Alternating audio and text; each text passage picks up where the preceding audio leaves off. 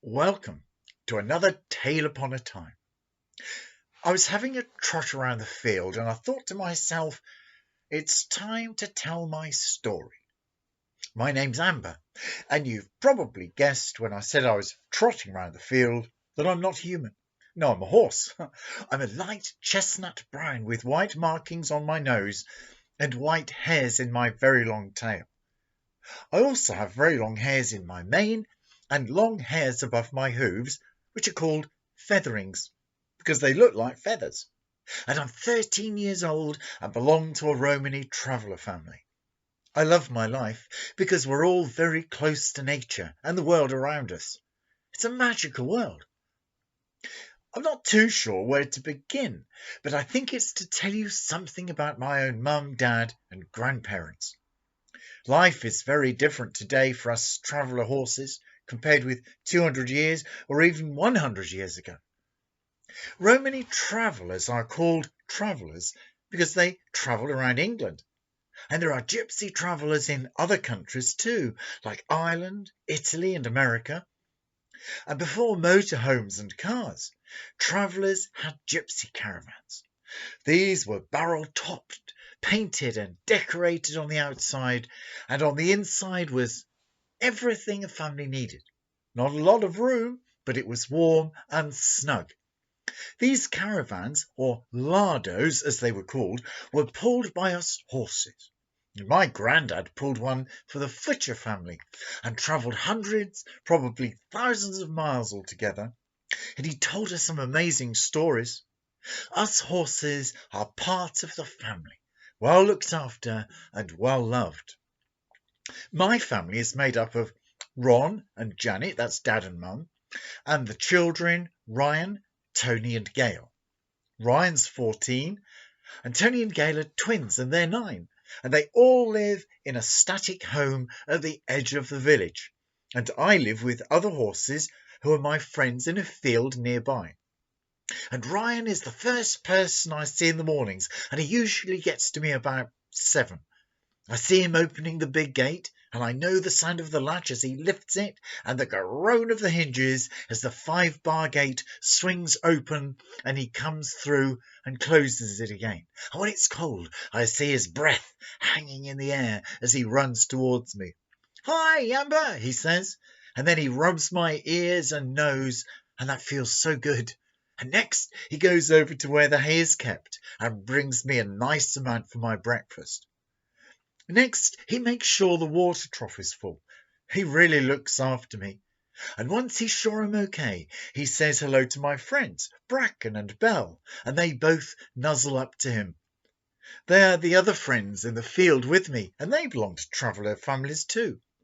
We canter around the field together, which is fun, and it's great exercise too. And by now, the sun is creeping up and glimpsing over the treetops. Ryan says, "Goodbye, Amber, see you later," before he goes back the way he came. I enjoy crunching and munching my way through the hay, and also, of course, eating some of the grass that is around me too. And the hay smells so good. I look across the field, and more life appears now that Ryan's gone. A family of rabbits, their ears twitching this way and that, start hopping through the grass and over the small mounds. And up in the trees, the sounds of rooks calling to each other. The sound of a lorry going down the road, which runs alongside the pasture. And the man who's driving it, he waves to me. He's a traveller too. And in the hedgerows, which run all around our field, there's a family of blackbirds. And sometimes there's a robin or some thrushes. And I have a leisurely day, either trotting around, rolling in the grass, eating and sleeping. And then at around 4:30, when Ryan gets home from school, I hear the latch rattling again. "Hi, Amber, my friend, we're going for a ride." At first, he brushes me down with a stiff brush and rubs me down with a sponge, and it makes me tingle. Then Ryan jumps up on my back, and first of all, we make our way around the field. And next, he opens and closes the gate, and we're off down the country lane, the hedgerows full of bushes and wild flowers. A fox runs in front of us, his tail swishing this way and that. I love going out with Ryan, and sometimes others in the family ride me too. Ryan's mum or dad, and of course Tony and Gail. I love it because it's a kind of freedom. Do any of you enjoy running, jumping, or exercising? Some of you might need some help to exercise, but whichever way, it makes you feel good and healthy.